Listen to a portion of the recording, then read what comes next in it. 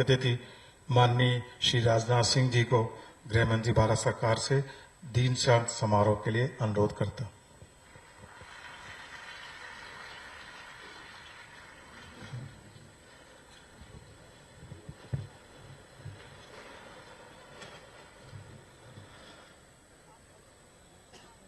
विश्वविद्यालय के आदरणीय कुलाधिपति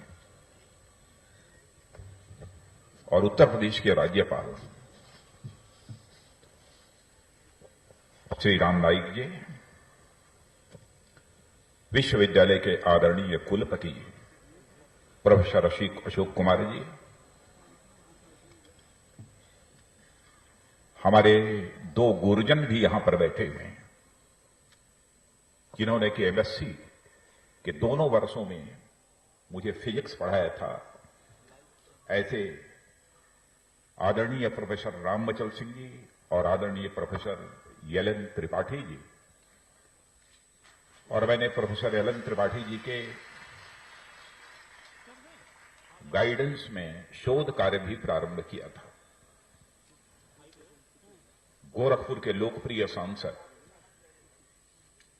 आदरणीय योगी आदित्यनाथ जी, सांसद श्री शरद जी त्रिपाठी, गोरखपुर के विधायक श्री राधा मोहन दास जी अग्रवाल, यहां की महापौर श्रीमती सत्या पांडे, और मुझे जानकारी प्राप्त हुई है कि कुलपति टेक्निकल यूनिवर्सिटी डॉक्टर ओंकार सिंह जी भी यहां पर उपस्थित हैं, और साथ ही कुलपति सिद्धार्थ विश्वविद्यालय डॉक्टर रजनीकांत जी पांडे। इस विश्वविद्यालय के सभी सम्मानित गुरुजन, इस विद्यालय से उपाधि प्राप्त करने वाले सभी मेरे प्रिय छात्र एवं छात्राओं, देवियों एवं सज्जनों,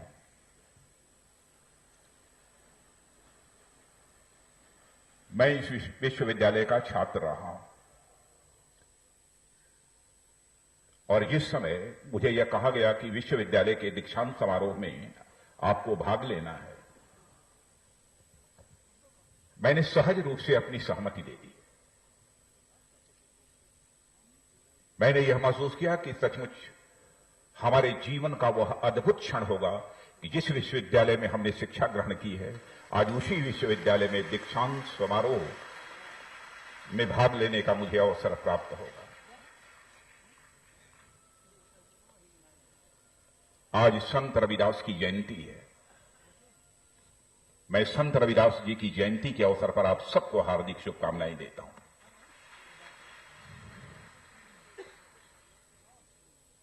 इस दीक्षांत समारोह का दीक्षांत भाषण मैं कहां से प्रारंभ करूं, मैं सचमुच अपने को असमंजस की स्थिति में पा रहा हूं। बैठे बैठे मैंने यही निर्णय किया कि मैं विश्वविद्यालय के नाम से ही अपना भाषण प्रारंभ करूंगा। दीनदयाल जी उपाध्याय और गोरखपुर। दीनदयाल जी उपाध्याय का जहां तक प्रश्न है, आप में से अधिकांश लोग जानते होंगे कि भारत की राजनीति को एक दार्शनिक अवधारणा देने का काम यदि किसी ने किया था, तो उस महापुरुष का नाम है पंडित दीनदयाल उपाध्याय। मनुष्य के व्यक्तित्व का कॉम्प्रिहेंसिव डेवलपमेंट कैसे हो सकता है, समग्र विकास कैसे हो सकता है, इसके संबंध में जो उन्होंने सूत्र दिया है, विस्तार में न जाते हुए मैं इतना ही कहूंगा कि उनका कहना था कि मनुष्य के व्यक्तित्व का एकांगी विकास नहीं होना चाहिए, बल्कि मनुष्य के व्यक्तित्व का समग्र विकास होना चाहिए, कॉम्प्रिहेंसिव डेवलपमेंट होना चाहिए। उनका मानना था कि मनुष्य केवल हाड़ मांस का लोथड़ा नहीं है। मनुष्य तन, मन, बुद्धि और आत्मा, इन चार चीजों को मिलाकर यह मनुष्य बना हुआ है। तन का जहां तक प्रश्न है, हमारा यह हाथ है, पैर है, शरीर है, आंख है, नाक है, कान है, यह सारी ज्ञानेंद्रियां और कर्मेंद्रियां सभी उसके अंतर्गत आती हैं। उनका मानना था कि यदि मनुष्य के केवल तन को ही हम सुख प्राप्त कराने के लिए साधन मुहैया कराते हैं, तो मनुष्य को जिस सुख की प्राप्ति होनी चाहिए, आनंद की प्राप्ति होनी चाहिए, वह नहीं हो सकेगी। उनका मानना था कि तन का सुख तो मिलना ही चाहिए, मन का भी सुख मिलना चाहिए, और मन के सुख के अतिरिक्त बुद्धि का भी सुख मिलना चाहिए, और चौथी चीज जो आत्मा होती है, आत्मा का भी सुख जब तक व्यक्ति को प्राप्त नहीं होगा, तब तक मनुष्य के व्यक्तित्व का समग्र विकास किसी भी सूरत में संभव नहीं हो सकता। 1984 में एक भाषण देने के पहले जब मैं उस कार्यक्रम में भाग लेने जा रहा था, तो मैं यह सोच रहा था कि दीनदयाल जी उपाध्याय की इस दार्शनिक अवधारणा को मैं सरल शब्दों में लोगों के समक्ष कैसे प्रस्तुत करूंगा। तो मैंने उसे इस रूप में प्रस्तुत किया था कि पंडित दीनदयाल जी उपाध्याय चाहते थे कि ऐसी व्यवस्था होनी चाहिए जो हर तन के सुख के लिए धन धान मिल जाए, यानी पैसा मिले, आर्थिक दृष्टि से भी व्यक्ति को किसी प्रकार की तंगिश न हो, क्योंकि तन का सुख हमको कैसे प्राप्त होगा? रहने के लिए मकान होना चाहिए, चलने के लिए गाड़ी होनी चाहिए, खाने के लिए भोजन होना चाहिए, यह सब सारी चीजें उसमें सम्मिलित हैं। कैसे प्राप्त होगा? धन के द्वारा ही प्राप्त होगा ना, पैसा नहीं रहेगा, कैसे हमारी यह सब सारी इच्छाएं पूरी होंगी? तो उन्होंने कहा कि हर व्यक्ति के तन के सुख के लिए धन धान चाहिए। मन, भले ही आपको हम पैसा दे दें, करोड़ों रुपए दे दें, लेकिन आपके लिए अब शब्दों का भी हम प्रयोग कर दें, तो जिस सुख की आपको अनुभूति होनी चाहिए वह आपको नहीं होगी। इसलिए उन्होंने कहा तन के सुख के लिए धन धान चाहिए, मन के सुख के लिए मान सम्मान स्वाभिमान चाहिए, लेकिन आप बुद्धि से आप विकृत हैं। भले ही आपका मान सम्मान किया जा रहा हो, लेकिन आपको यह अनुभूति न हो, जानकारी ही न हो कि हमारे साथ यह क्या हो रहा है, तो जो सुख प्राप्त होना चाहिए वह आपको प्राप्त नहीं होगा। तो उनका कहना था कि तन के सुख के लिए धन धान चाहिए, मन के सुख के लिए मान सम्मान स्वाभिमान चाहिए, बुद्धि के सुख के लिए ज्ञान चाहिए। चौथी चीज आत्मा। वेस्टर्न फिलोसफर्स पहले कहा करते थे आत्मा होती कहां है? न इसका कोई रूप है, न रंग है, न वजन है। आत्मा के एग्जिस्टेंस को आप कैसे स्वीकार करते हैं? हमारे पास ऐसे 20 उदाहरण हैं कि मैं आपके समक्ष प्रस्तुत कर सकता हूं कि अब पश्चिमी देशों के भी दर्शन शास्त्री इस हकीकत को स्वीकार करने लगे हैं कि मनुष्य के अंदर एक आत्मा भी होती है। और मैं यदि आत्मा के बारे में कहूं, कोई मां जिसका छोटा सा नन्हा मुन्ना बच्चा हो, 1.5 साल का हो, 10 दिन के लिए छोड़कर अकेले उसे घर में बाहर चली जाए, परिवार के सदस्यों के हवाले करके बाहर चली जाए, और 10 दिन के बाद जब वह मां घर लौटती है और वह घुटनों के बल चलने वाला नन्हा मुन्ना बच्चा अपनी मां को देखकर जब घुटनों के बल चलते हुए मां मां मां कहकर पुकारता है, और वह मां जब बच्चे को जमीन से उठाकर अपने सीने से लगा लेती है, तो उस समय मां को तन का सुख नहीं होता है, मन का सुख नहीं होता है, बुद्धि का सुख नहीं होता है, वह आत्मा का सुख होता है। इसे ही हम आत्मीय सुख कहते हैं। आत्मा का विस्तार करते चले जाइए, करते चले जाइए अपने पुत्र तक संबंध रखने में यदि आपको आत्मिक सुख की प्राप्ति होती है, यदि आत्मा इसका विस्तार करते चले जाएंगे, समाज के साथ भी आप जुड़ जाएंगे, समाज के सुख में आपको आत्मिक सुख की अनुभूति होगी।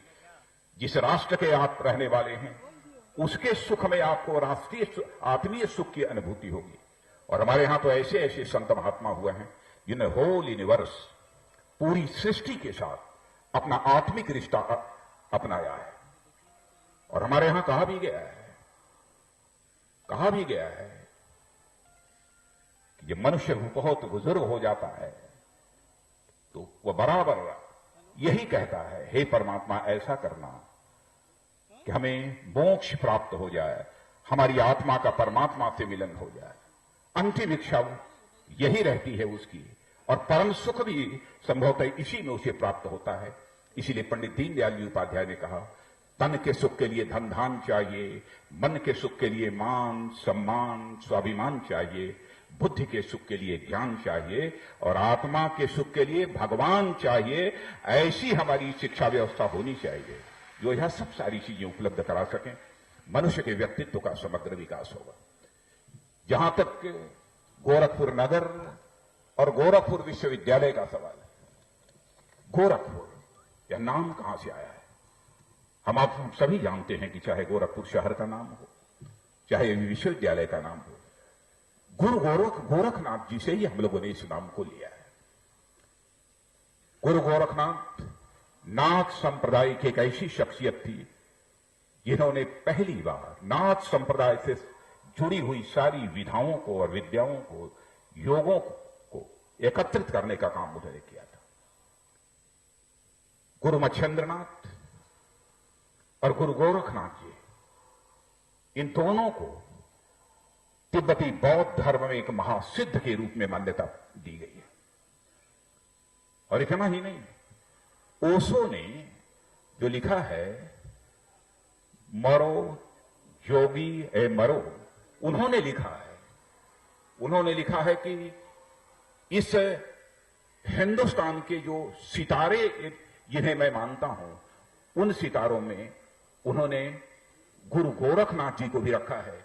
और उन्होंने कहा है कि जिस तरह पातंजलि के बिना योग की कोई संभावना नहीं है, जैसे भगवान बुद्ध के बिना ध्यान की कोई संभावना नहीं है, भगवान कृष्ण के बिना प्रेम की कोई संभावना नहीं है, वैसे ही गुरु गोरखनाथ के बिना, उनकी विधियों और तकनीकों के बिना परम सत्य को प्राप्त करना भी संभव नहीं है।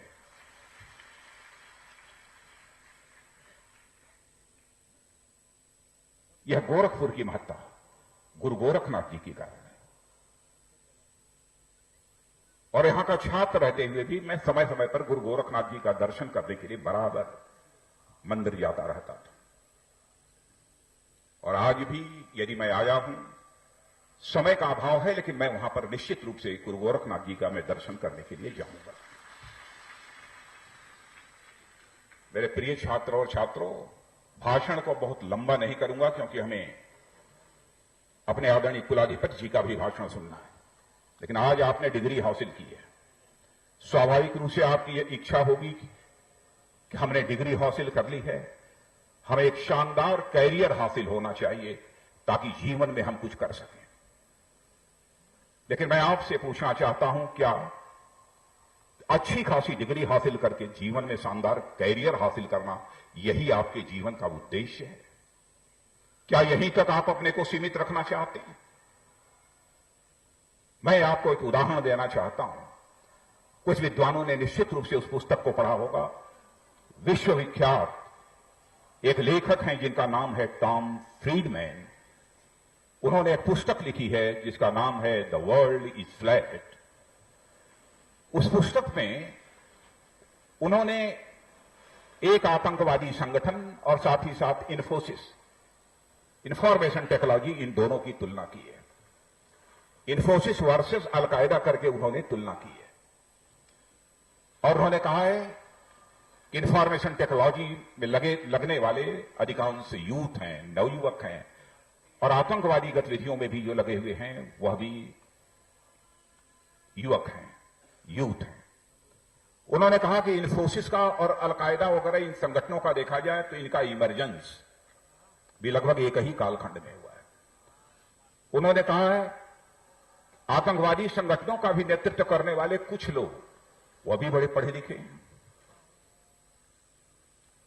और इन्फोसिस में तो योग्य प्रतिभा संपन्न ऐसे हमारे नवयुवक काम कर ही रहे हैं। भारत का मस्तक सारी दुनिया में रोशन करने का काम कर रहे हैं। उन्होंने कहा कि उस आतंकवादी संगठनों ने भी अपना ग्लोबल नेटवर्क बना रखा है। इन्फोसिस का भी ग्लोबल नेटवर्क है, इसमें कहीं दो मत नहीं है। लेकिन दोनों में मौलिक अंतर कहां है? दोनों में मौलिक अंतर यहां है, एक इन्फोसिस में काम करने वाला नौजवान हमारा क्रिएटिव टैलेंट का को सिंबलाइज करता है, क्रिएटिव सृजनात्मक प्रतिभा का प्रतीक है। तो आतंकवादी संगठनों में काम करने वाला वह युवक डिस्ट्रक्टिव कैपेबिलिटी को सिंबलाइज करता है, उसका प्रतीक है। विध्वंसात्मक क्षमता का वह है एक प्रतीक है। दोनों युवकों में इस प्रकार का अंतर देखने को क्यों मिलता है? यदि यह अंतर आपको देखने को मिलता है तो मित्रों यह समझना चाहिए कि अंतर देखने को मिलता है तो यह सोच का अंतर है। यह सोच कहां से आती है? जिस समय हम शिक्षण संस्था में शिक्षा ग्रहण कर रहे होते हैं, मैं समझता हूं कि सोच के अंतर का सिलसिला वहीं से प्रारंभ हो जाता है। सोच बंदी हमारी वहीं से प्रारंभ हो जाती है। एक अकबर इलाहाबादी मशहूर शायर थे। वो कहा करते थे, क्या कहें अहबाब कारे नुमाया कर गए, ग्रेजुएट हुए, नौकर हुए, पेंशन मिली और मर गए। क्या यही शिक्षा का उद्देश्य होना चाहिए? मैं नौजवानों से कहना चाहूंगा कि जीवन का उद्देश्य यही नहीं है। इसके अतिरिक्त भी आपको कुछ ना कुछ करना है। शिक्षण संस्था में रहते हुए अपने गुरुजनों के माध्यम से आपने निश्चित रूप से कुछ संस्कार ग्रहण किए होंगे, और मैं कह सकता हूं कि हमारे जीवन में जो कुछ भी मैंने ग्रहण किया है, अधिकांश भाग उस संस्कारों का भी हमने कहीं से ग्रहण किया है तो शिक्षण संस्थाओं से ग्रहण किया है और अपने गुरुजनों से ग्रहण किया है। बिना संस्कारों के, बिना कुछ जीवन मूल्यों के प्रति प्रतिबद्ध हुए कोई व्यक्ति समाज को योगदान नहीं कर सकता है, हमारी एक निश्चित धारणा है। चरित्र का भी यदि निर्माण होता है तो चरित्र का निर्माण भी संस्कारों के माध्यम से ही होता है। बहुत सारे सो कॉल्ड प्रोग्रेसिव तथाकथित प्रगतिशील ये कहते हैं कि मनुष्य के जीवन में चरित्र का, क्यों बार बार चरित्र की बात करते हैं? आदमी को अपना काम करना चाहिए, अन्य चीजों से क्या लेना देना, अपनी रोजी रोटी चलती रहनी चाहिए। इन सब सारी चीजों का क्या महत्व है? मैं एक उदाहरण आपको देना चाहूंगा। स्वामी विवेकानंद, आप सभी लोग अच्छी तरह जानते हैं उनके बारे में। जब वो दुनिया के दूसरे देशों में गए थे, शिकागो गए थे, तो वहां के बहुत सारे लोगों ने उनकी वेशभूषा, वह गेरुआ वस्त्र और सिर के ऊपर उस पगड़ी को देखने के बाद बहुत सारे लोगों ने व्यंग्यात्मक मुस्कान जब अपने चेहरे पर बिखेरी, तब स्वामी विवेकानंद समझ गए कि हमारी वेशभूषा को देखकर ये लोग इस प्रकार की व्यंग्यात्मक मुस्कान कर रहे हैं। तो स्वामी विवेकानंद ने यह कहा था कि in your country tailor makes the man, but in our country character makes the man. यह स्वामी विवेकानंद ने कहा।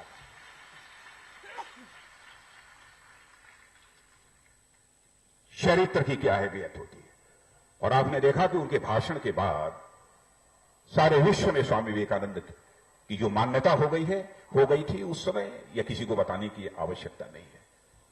मनुष्य के जीवन में चरित्र का इतना बड़ा महत्व होता है। मैं एक साधारण उदाहरण मैं आपको देना चाहता हूं, राम और रावण का। राम का जहां तक प्रश्न है, रावण राम से धनवान भी थे, रावण राम से बलवान भी थे, रावण राम से ज्ञानवान भी थे, लेकिन पूजा राम की क्यों आप करते हैं? कहीं न कहीं मर्यादा पुरुषोत्तम भगवान राम चरित्र में आगे थे, इसीलिए आप मर्यादा पुरुषोत्तम भगवान राम की पूजा करते हैं। मनुष्य के जीवन में सारी चीजों से ऊपर यदि किसी चीज का भी महत्व है तो वह चरित्र का महत्व है। यह मैं अपने छात्रों और छात्राओं को मैं कहना चाहता हूं, बराबर चरित्र को लेकर हर छात्र और छात्रा को अपने जीवन में इंट्रोस्पेक्शन करते रहना चाहिए। यह मैं उनसे मेरा आग्रह है। और साथ ही साथ अपनी रोजी रोटी चलाते हुए, अपना कारोबार करते हुए हम समाज के लिए क्या कंट्रीब्यूट कर सकते हैं, समाज को हम क्या क्या योगदान कर सकते हैं, हम अपने राष्ट्र, अपने देश के लिए क्या योगदान कर सकते हैं, इस संबंध में भी हम लोगों को बराबर सोचते रहना चाहिए। जितना अधिकतम कर सकते हैं हमको करते रहना चाहिए, क्योंकि जीवन की सार्थकता तब तक नहीं है जब तक कि हम इस राष्ट्र के निर्माण में अपना भी कुछ न कुछ योगदान न करें। बिना उसके कुछ नहीं है। मैं तो कभी कभी कहता हूं कि सचमुच हम भारत के आजाद होने के बाद हम सभी लोगों को संकल्प लेना चाहिए कि भारत जो कभी विश्व गुरु के पद पर आसीन था, हम फिर से भारत को विश्व गुरु के पद पर आसीन करेंगे। यह संकल्प हम सबको लेना चाहिए। भारत को हम विश्व गुरु के पद पर आसीन करेंगे। लेकिन आज बहुत सारे लोगों की जमात ऐसी है कि यदि आप उनसे सवाल करो कि भारत को आप क्या बनाना चाहते हो, बहुत सारे ऐसे नवयुवक हैं कहेंगे कि हम भारत को सुपर इकोनॉमिक पावर बनाना चाहते हैं, विश्व की एक आर्थिक महाशक्ति बनाना चाहते हैं। कोई यह कहेगा कि हम भारत को विश्व की महान एक सैन्य शक्ति बनाना चाहते हैं। लेकिन बहनों भाइयों, मुझसे यदि कोई पूछेगा, जितना मैं जानता हूं, इतना अपनी अल्प बुद्धि से मैं कहूंगा कि भारत को न तो मैं कोई ऐसी आर्थिक महाशक्ति नहीं बनाना चाहता, ऐसी सैन्य महाशक्ति नहीं बनाना चाहता, इतना बड़ा बलवान मैं नहीं बनाना चाहता कि सारी दुनिया भारत से डरे। हम दुनिया के लोगों के दिल में दहशत पैदा करके हम अपना स्थान ऊंचा नहीं करना चाहते। मुझे यदि भारत को बनाना होगा तो भारत को हम विश्व गुरु बनाना चाहेंगे। ऐसा भारत जो धनवान भी हो, बलवान भी हो और ज्ञानवान भी हो, हम एक ऐसे महान भारत का निर्माण करना चाहेंगे। यह हमारी सोच है। और मैं कहना चाहता हूं कि भारत को विश्व गुरु बनने के लिए जो भी फंडामेंटल्स चाहिए, सारे के सारे फंडामेंटल्स भारत में विद्यमान हैं। सारे फंडामेंटल्स भारत में विद्यमान हैं। भारत की संस्कृति के बारे में मैं कह सकता हूं, विश्व की श्रेष्ठतम संस्कृति है। मैं ऐसे सैकड़ों उदाहरण आपके समक्ष प्रस्तुत कर सकता हूं। विश्व के लोगों ने भी ज्ञान और विज्ञान के मामले में कुछ हासिल किया है तो भारत से ही हासिल किया है। मैं आर्थर शोपेनहावर का एक उदाहरण देना चाहता हूं। उन्होंने हमारे उपनिषद जो हैं, इनके बारे में कहा था कि Upanishadic philosophy is the product of the highest human wisdom. माने मनुष्य का जो सर्वोच्च मस्तिष्क, माने एक बुद्धिमत्ता की पराकाष्ठा यदि देखनी है तो भारत में जाकर देखो। यह जर्मन फिलॉसफर आर्थर शोपेनहावर ने कहा। भारत के पास क्या नहीं है। एक बार टेक्निकल यूनिवर्सिटी के दीक्षांत समारोह में भाषण करते हुए मैंने, क्योंकि टेक्निकल यूनिवर्सिटी के साइंस के जानने वाले सारे वहां पर उपाधि प्राप्त करता थे, उनके समक्ष मैंने उदाहरण दिया था। इसी गोरखपुर विश्वविद्यालय में हाइजेनबर्ग प्रिंसिपल ऑफ अनसर्टेनिटी को भी मैंने पढ़ा है। बहुत सारे हमारे छात्र समझते होंगे कि प्रिंसिपल ऑफ अनसर्टेनिटी यह हाइजेनबर्ग ने दी है। लेकिन डी फिक कोपरा हाइजेनबर्ग के एक मित्र थे। उन्होंने पुस्तक लिखी है अनकॉमन विजडम। उस अनकॉमन विजडम पुस्तक में लिखा है उन्होंने कि जब मैं अपने मित्र हाइजेनबर्ग से यह पूछा, यह बताओ यह प्रिंसिपल ऑफ अनसर्टेनिटी का बेसिक कंसेप्ट तुम्हें कहां से हासिल हुआ था, तो कोपरा ने लिखा है, हाइजेनबर्ग मेरे मित्र ने मुझसे कहा कि जिस समय मैं रविंद्रनाथ टैगोर के साथ वेदांत पर चर्चा कर रहा था, उस समय हमको इसका बेसिक कंसेप्ट हासिल हुआ है। भारत ज्ञान और विज्ञान के मामले में दुनिया में किसी से पीछे नहीं है। संकल्प लेने की आवश्यकता है, आगे बढ़ने की आवश्यकता है। विश्व की प्राचीनतम सभ्यता यदि कहीं की है तो भारत की है। मैं विज्ञान का छात्र हूं, आधारहीन तथ्यों के ऊपर नहीं बोल सकता। कार्ल सगन का नाम, बहुत बड़े कॉस्मोलॉजिस्ट थे, उनका नाम आप लोगों ने सुना होगा। और 71-72 की बात है। इसका पता लगाने के लिए कोडेड मैसेज उन्होंने पायनियर सैटेलाइट के माध्यम से पूरे अंतरिक्ष में भेजा। यह पता लगाया जाए कि विश्व की सबसे प्राचीनतम सभ्यता कहां की है, और यह भी पता लगाया जाए कि पृथ्वी की आयु लगभग कितनी है। दुनिया की सारी सभ्यताएं यह मानती रही हैं कि पृथ्वी की आयु, कोई कहता था 10,000 वर्ष, कोई 20,000 वर्ष, कोई 25,000 वर्ष। लेकिन हमारे ऋषियों और मनुष्यों ने अपनी पुस्तक में लिख दिया था 1.96 अरब वर्ष पूर्व पृथ्वी एग्जिस्टेंस में आई, अस्तित्व में आई। कोई मानने को दुनिया तैयार नहीं थी। तो उन्होंने कोडेड मैसेज भेजा, एक पायनियर सैटेलाइट के माध्यम से, और कोडेड मैसेज को जब बाद में डीकोडिफाई करके जब पढ़ा गया तो हमारे ऋषियों और मनीषियों ने पूरे ब्रह्मांड को मस्तिष्क में परिमित करके जो लिख दिया वो हुबहू वही सच निकला। उन्हें भी स्वीकार करना पड़ा कि इस पृथ्वी का अस्तित्व लगभग 1.96 अरब वर्ष पूर्व अस्तित्व में आई है। क्या समझते हैं आप भारत को? इन सब सारी चीजों का मैं जानबूझकर आपको स्मरण करा रहा हूं। कार्ल सगन ने भी यह बात लिखी है। छोटी छोटी चीजें कहीं कुछ हमारे दिमाग में बैठा हुआ है। सचमुच अंग्रेजों ने आकर एक सेल्फ स्टीम की भावना है, एक आत्म स्वाभिमान की भावना को बर्बाद करने की पूरी कोशिश की है। क्वाड्रेटिक इक्वेशन, द्विघातीय समीकरण a+b whole square equal to a² + b² + 2ab। लोग यह मानते हैं कि साहब वाह, यह तो आया होगा तो कहीं इंग्लैंड से आया होगा, अमेरिका से आया होगा, फ्रांस से आया होगा। बहनों भाइयों, यह कहीं से नहीं आया है, यह हमारे यहां के स्वामी श्रीधराचार्य जी ने इस द्विघाती समीकरण को दिया है। दुनिया ने हमसे स्वीकार किया है। उन्होंने श्रीधराचार्य, बोधायन जी के बारे में तो अब कहना नहीं है, बहुत सारे लोगों ने पाठ्य पुस्तकों में शामिल कर लिया। पाइथागोरस थियरम, पाइथागोरस की प्रमेय पाइथागोरस की दी हुई नहीं है, हमारे बोधायन ऋषि की दी हुई है। इन सब सारी चीजों का मैं उल्लेख इसलिए कर रहा हूं कि भारत कितना उन्नत था, इस पर हमें गौरव की अनुभूति होनी चाहिए। सो कॉल्ड प्रोग्रेसिव स्टडीज को कंडम करने की कोशिश करते हैं, तो मैं अपने सभी छात्रों और छात्राओं से निवेदन करना चाहता हूं, सीना ठोक कर आप बोल सकते हो कि भारत की संस्कृति विश्व की पुरातन संस्कृति है, और साथ ही भारत की संस्कृति विश्व की श्रेष्ठतम संस्कृति है। यह डंके की चोट पर हमें बोलना चाहिए। विद्वानों से संपर्क करोगे तो उसके सारे तथ्य तुम्हें उपलब्ध हो जाएंगे। हम फिर से वही भारत की श्रेष्ठता को स्थापित करना चाहते, और होगा, मेरा पूरा पूरा विश्वास है। मैं एक और उदाहरण आपको मैं देना चाहता हूं। कुछ महीने पहले मैं चीन गया था, बड़ी आवभगत हुई। वहीं से मुझे जानकारी प्राप्त हुई कि जिस समय चीन की क्रांति चल रही थी, चाइना का रिवॉल्यूशन चल रहा था, उस समय वहां की पेकिंग यूनिवर्सिटी के वाइस चांसलर मिस्टर हू सी हुआ करते थे, जिन्होंने कि चाइना का प्रतिनिधित्व यूनाइटेड नेशंस में भी किया था। उस हू सी ने लिखा है, अपने हाथों से लिखा है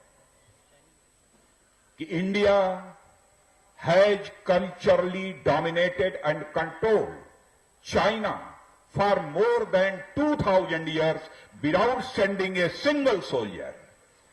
लिखा है उन्होंने कि भारत सांस्कृतिक दृष्टि से 2000 से अधिक वर्षों तक चाइना को नियंत्रित करता रहा है, चाइना को इंस्पायर करता रहा है, प्रेरित करता रहा है। यह चाइनीज रिवॉल्यूशन के समय के पेकिंग यूनिवर्सिटी के जो वाइस चांसलर मिस्टर हू सी थे, उन्होंने लिखा है। मैं जानबूझकर स्मरण करा रहा हूं क्योंकि मैंने विश्व गुरु की बात कही थी। आप लोगों में कहेंगे कि आपके पास इतना कहां से ज्ञान, विज्ञान, साइंस, टेक्नोलॉजी आपके पास कहां है? कैसे भारत को आप विश्व गुरु बना लेंगे? जानबूझकर उल्लेख किया कि भारत को विश्व गुरु बनने के लिए जो भी फंडामेंटल्स चाहिए, सारे के सारे फंडामेंटल्स ये भारत में विद्यमान है। ज्यादा बतलाने की आवश्यकता नहीं है। सब छोड़ दीजिए, फ्रांस की क्रांति में जिनकी महत्वपूर्ण भूमिका रही है, फ्रांकोइस वोल्टेयर, उनका नाम आपने सुना होगा। उन्होंने कहा था, everything has come, I am convinced everything has come from the bank of Ganges. मैं पूरी तरह से मैं मानता हूं, से स्वीकार करता हूं कि ज्ञान और विज्ञान के मामले में जो कुछ भी आया है वह गंगा के किनारे से आया है, यानी भारत से आया है। उन्होंने स्वयं मिस्टर वोल्टेयर ने इस सच्चाई को स्वीकार किया।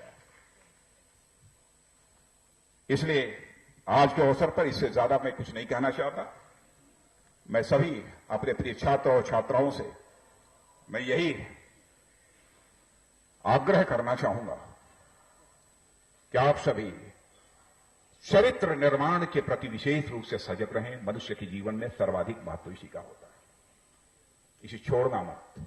अभी आपके कुलपति महोदय ने देखा होगा कि आपको बहुत सारी दीक्षा दी है। यह शिक्षांत समारोह नहीं है, दीक्षांत समारोह है। दीक्षा, शिक्षा का अर्थ, शिक्षा से ज्ञान प्राप्त होता है, दीक्षा से संस्कार प्राप्त होता है। संस्कार के बिना जीवन की कोई सार्थकता नहीं है। शिक्षा का संबंध जब संस्कारों से जुड़ जाता है, यही शिक्षा समाज के लिए कल्याणकारी बन जाती है। लेकिन शिक्षा का संबंध संस्कारों से टूट जाता है तो यही शिक्षा समाज के लिए विनाशकारी बन जाती है। मनुष्य के जीवन में संस्कारों का इतना बड़ा महत्व है, इस बात को हम सब ध्यान में रखें। अब चूंकि इस विश्वविद्यालय में का मैं छात्र रहा हूं, स्वाभाविक रूप से विश्वविद्यालय से जाने के बाद बहुत सारे यहां पर गुरुजन आए होंगे। बड़ी संख्या में छात्रों को उन्होंने शिक्षा दीक्षा दी होगी। लेकिन मैं मानता हूं कि इस विश्वविद्यालय में आज भी पढ़ाने वाला जो गुरुजन है वह केवल आपके लिए ही गुरुजन नहीं है, बल्कि वह हमारे लिए भी गुरुजन है। मैं ऐसे सारे गुरुजनों के प्रति हृदय की गहराइयों से सम्मान की अभिव्यक्ति करता हूं। और आप सब मेरे मुझसे जूनियर स्टूडेंट हो आप, और इस यूनिवर्सिटी का मैं सीनियर स्टूडेंट हूं। और सीनियर स्टूडेंट होने के नाते मुझे भी कुछ शुभकामनाएं देनी ही चाहिए, तो मैं तो शुभकामनाएं देता भी हूं। और साथ ही साथ सीनियर होने के नाते आप सभी छात्र और छात्राओं को अपनी तरफ से आशीर्वाद भी देता हूं। गुरुजनों का सम्मान अपने जीवन में मत करना, मैं बार बार आपसे आग्रह करना चाहता हूं। गुरुजन के कभी गुण और दोष नहीं देखे जाते। गुरुजन की तरफ जब देखो तो केवल गुण ही गुण दिखाई देने चाहिए, ऐसी अपनी दृष्टि होनी चाहिए। सचमुच मैं भाव विह्वल हो जाता हूं जब हमारे गुरुजन मुझे दिखाई देते हैं। आज हमारे आदरणीय डॉक्टर लक्ष्मी नारायण जी त्रिपाठी, मैं कितना स्नेह प्राप्त हुआ है, कितना प्यार प्राप्त हुआ है, इसकी आप कल्पना नहीं कर सकते। आदरणीय डॉक्टर रामअचल सिंह जी, बहुत सारे ऐसे गुरुजन, जैसे लगता है कि आज भी चाहे पद कितना भी बड़ा क्यों न हो, इन लोगों का सानिध्य प्राप्त होता है तो मुझे लगता है कि कोई न कोई मुझे संभालने वाला मिल गया है। आज भी मन के अंदर वही भाव रहता है। आज आपके कुलपति ने भले ही मेरी बहुत प्रशंसा कर दी हो, मैं जानता हूं कि यदि अतिथि के रूप में उन्होंने बुलाया है तो गाली तो देंगे नहीं, प्रशंसा ही करेंगे। बहुत सारे शाब्दिक अलंकरणों का भी उन्होंने प्रयोग किया है। लेकिन मैं अपने सभी छात्र छात्राओं से कहना चाहूंगा, ध्यान रखना जीवन में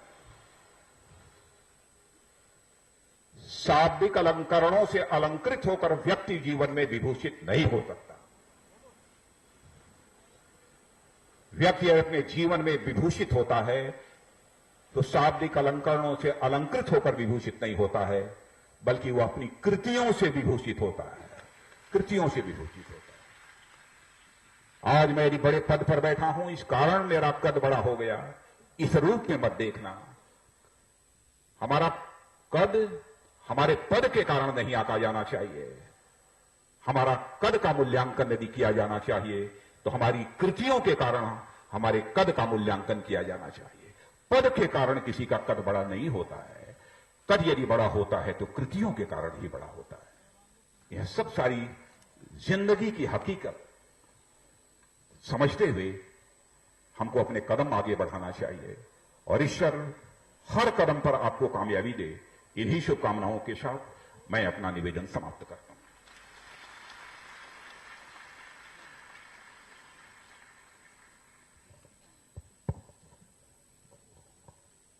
माननीय कुलाधिपति श्री राम नाईक जी से अध्यक्षीय उद्बोधन हेतु कुलपति जी का अनुरोध। मैं माननीय कुलाधिपति से अध्यक्षीय उद्बोधन हेतु अनुरोध करता हूं।